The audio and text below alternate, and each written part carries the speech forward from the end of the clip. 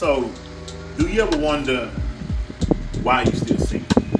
You know, you've been single for months or for years, and you met people, you dated.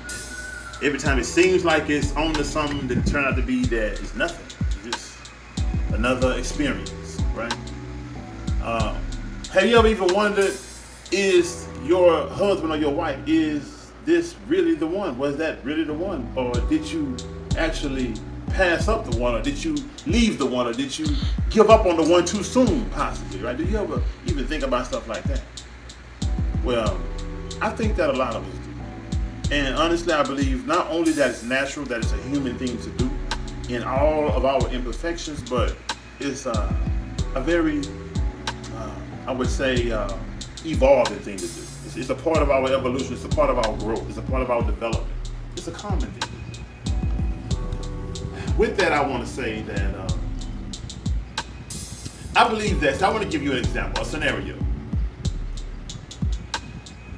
And this scenario is for individuals who have questioned and asked that question.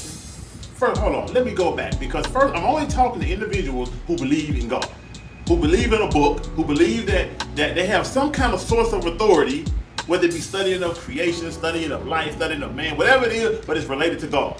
And they use whatever this source of authority is to navigate their life on.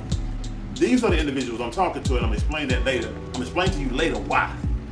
But you see, a lot of times when we go through these experiences and ask ourselves these questions that I just mentioned, a lot of times we like to put the burden on somebody else, on something else. Or we might even say, well, is it me? Am I tripping? Or am I supposed to be single? Or am I, is it a curse on me? Am I, things of that nature? Because I had to talk with some friends the other day about the very same thing. And what we talked about in our conversation, I decided to talk to you about. Because I think it's worth it. So the example I want to give now is that, you see, when we ask those questions about ourselves and about external things, one of the things that I said is that we're not in a position to adequately assess the situation until we have done everything we're supposed to do in our position. What do I mean? I'm saying according to the manual.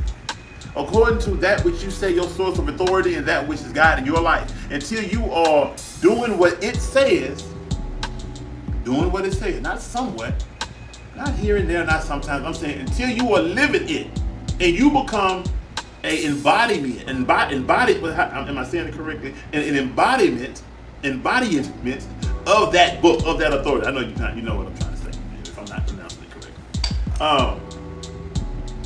But I've had those conversations where I've been at a job, and I thought like maybe the supervisor had something against me. And I left a job. I done been left, for whatever reason. And it took me it's years later now that for all this time I done thought like, well, the story I've told people is that I was the only black there.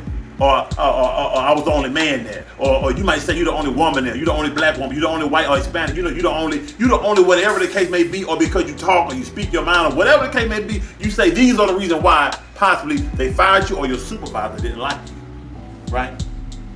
But this is what I say. I say you're not in an adequate position, or better yet, you're not in a position to adequately assess a situation until you've done everything you're supposed to do according to that which navigates that position.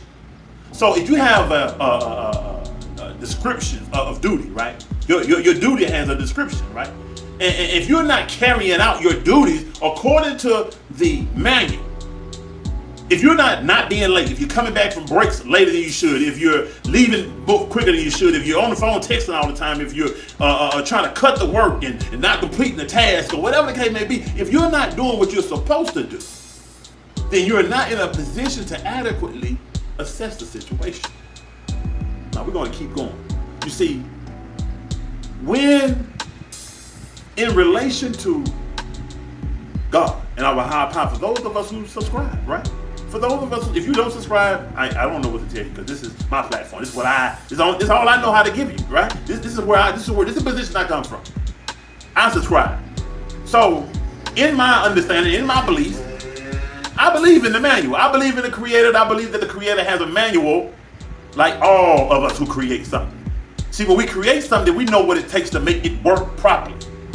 So if I say that he is the creator, then therefore I have to accept something as a manual in regards to how I believe or want my life to be, right? I have to, like, okay, if I gotta do X, Y, and Z to be productive at work, or if I gotta do X, Y, and Z to be productive as a parent, or if I have to do X, Y, and Z to be productive as a son or a daughter, as a husband or a wife, or as a sister or a brother, if I have to do X, Y, and Z to be productive and successful in marriage, then that's what I gotta do. And when I'm not doing X, Y, and Z, and I'm doing everything I wanna do, and I'm disregarding X, Y, and Z, that I am not in a position to adequately assess a situation properly unless my assessment is that I am not following the manual.